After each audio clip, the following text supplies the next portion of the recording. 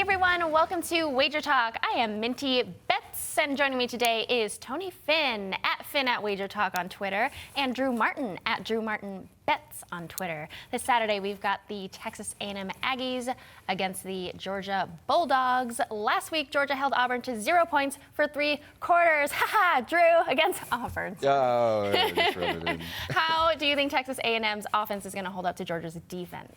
Not very good. No. This is a really good defense, really underrated defense. And, yeah, we saw it for most of the game against Auburn. You're right, Minty. I would look at this one, sidewise, Texas A&M, when you look down their schedule, you would think just kind of blimp's view looking at them, they've had a really down year. Where have they been? But really, I mean, they've beat everybody maybe outside of Auburn that they should have and lost the games they should have. They've had a tough schedule there in the SEC West, also playing against Clemson early on. Yeah. They have won 4 straight, won 3 of 4 against the number, Minty. I'm not really looking to step in front of the Aggies because I think they actually might be a little bit underrated in the betting markets overall.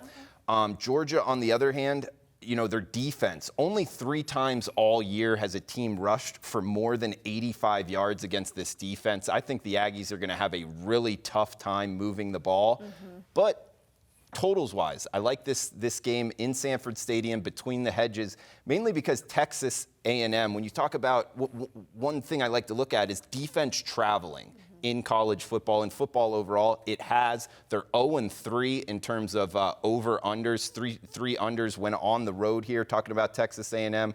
And Georgia, not really an up-paced team, not running too many plays per game. Mm-hmm. Granted, they do have Jake Fromm at the quarterback position. He can throw the ball downfield. Not only a Little League World Series star here, Minty, heck of a college football quarterback. That scares me a little bit here. But in the mid-40s, I think both defenses dominate, and I like the under. Okay, Tony.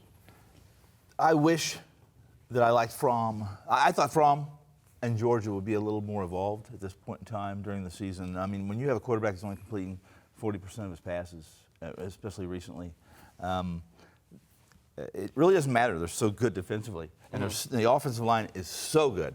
They're just smash mouth. They move this. They can run the football. Fromm doesn't have to throw the ball. Texas A&M is a bit scary. Other than they haven't beaten a ranked team, they've lost 3 games this year. I think Clemson, Bama, and Auburn. The only ranked teams they've played this year. I'm stepping out because I didn't really research that much. I know because I watch a lot of A&M and watch a lot of Georgia. I would have liked Georgia to win, to be on a national championship contender, but I don't think they're there because of Fromm and because of what he's doing. They can run the football. They can defend. Last week I thought was very typical of them. They jump out to a 21-0 lead. And then and then Kirby goes into his defensive shell where I thought they should have continued to put the pedal to the metal and extend that lead. Texas A&M I think in this game, everything leans to Georgia, except I think Texas A&M has a better quarterback, but it's still not enough. Wow, okay. Yeah. True. Yeah. Awesome. Well, thank you guys. $9 Monday at WagerTalk.com and SportsMemo.com. All daily packages for Monday's action are only $9, including any 5% best bets normally priced at $40.